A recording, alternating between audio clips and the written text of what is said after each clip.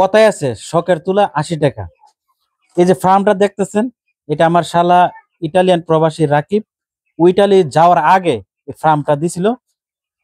ওই সময় অনেক মুরগি ছিল, তার স্মৃতি হিসাবে এখনো কিছু মুরগি এখানে রেখে গেছে। যারা বাড়িতে আছে তারা এখন লালন পালন করে। এখানে দেখো চতুর্দিকে কতগুলো মুরগি আছে।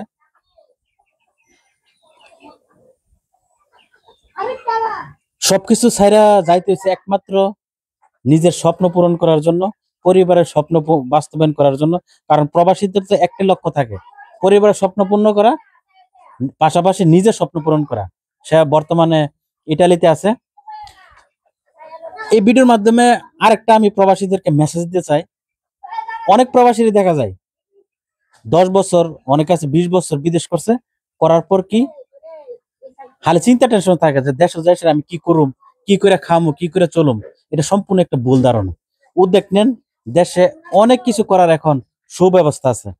বাড়িতে আসেন, এই যে এই ফার্মটা কিন্তু বাড়ির ভিতরে, এরকম একটা ফার্ম করিয়া তুললেন, 500-1000 মুরগি তুলেন, পাশাপাশি গরু পালেন, জমি জমা থাকলে কৃষি করেন, অন্য অন্য কাজ করেন, সুন্দর চলা যায়।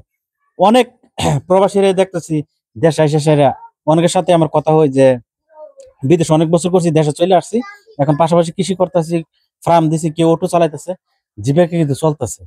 ভাই আমরা কতজন প্রবাসী বিদেশ থাকি? 1 কোটি। আর বাকি 17 কোটি মানুষ বাংলাদেশে বাচ্চা আছে, ওরা কি না খায় আছে? না খায় না, সবাই খায়া দেয়া আছে।